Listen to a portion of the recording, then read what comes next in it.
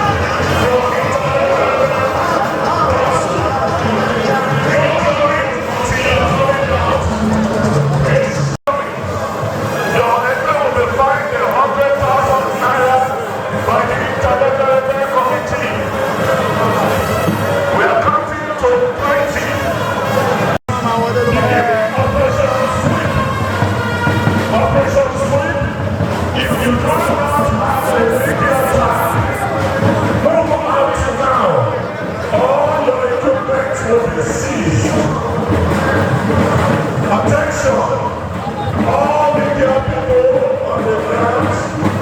If you do not have the media accreditation, please leave this venue now. This serves as an instruction to the chairman, Security Commission for implementation.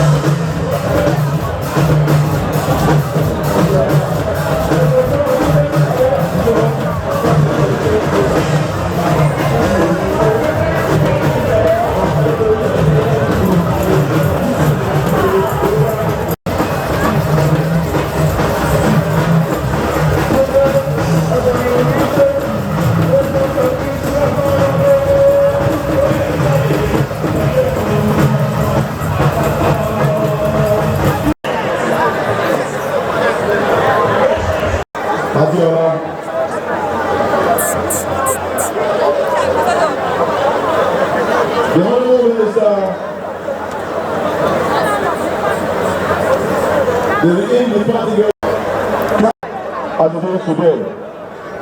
All other distinguished and eminent guests, gentlemen of the press, ladies and gentlemen,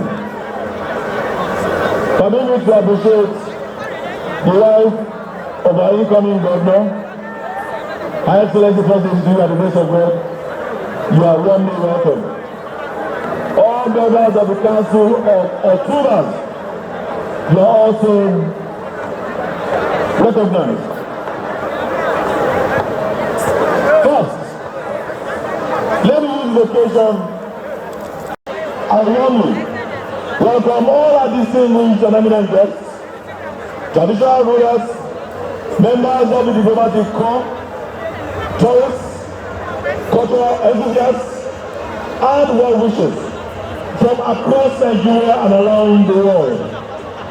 Your presence here today reflects the enduring global relevance of this extraordinary cultural festival. Permit me at this auspicious moment to express our deepest appreciation to our President and Commander-in-Chief of the Armed Forces of the Federal Republic of Nigeria. This commitment to positioning Nigeria's tourism and cultural assets aligns perfectly with our developmental vision in the state under our philosophy of building our future together. Let me also commend all our high-chiefs, the Council of Observers, the distinguished observers, the viewers, the entire Ojude Planning Committee, the Interim Committee, for yet another successful and well-coordinated event.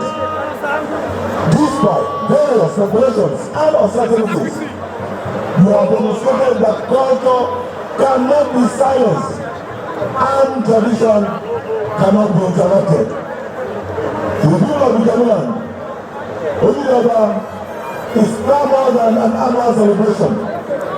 It is a living heritage and a proud expression of identity, unity, honor, and continuity. What began many decades ago as Muslim people, Ojude stands as a powerful symbol used to attract millions from across Nigeria and the diaspora, showcasing the richness of Igbo heritage through fashion, through music, through traditional displays, through the evidence of our Egbe and the spirit of religious harmony that defines celebration. The distinguished Christian scholar, Dean McConnell, once stated, and I quote, "Tourism is an encounter with the authenticity of a people's story," unquote. Ojude precisely offers that encounter. It presents to the world the authentic story of a proud people.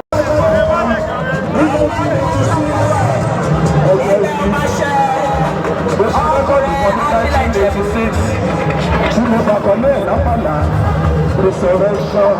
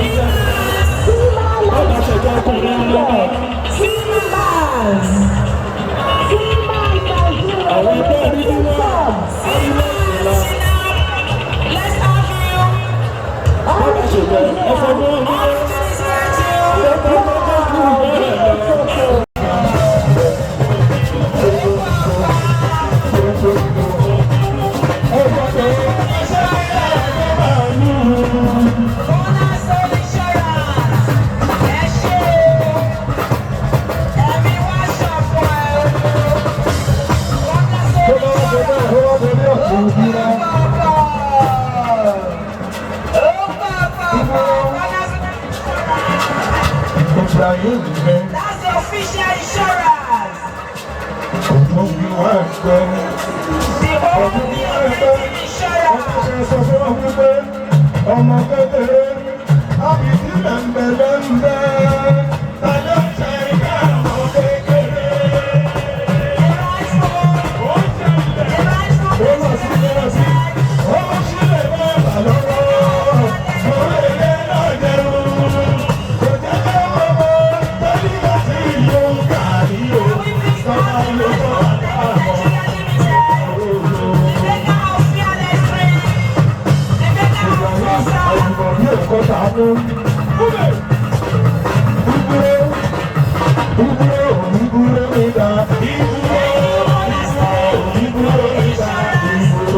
only official insurance.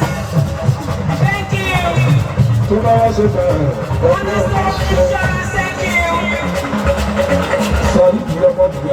Thank you.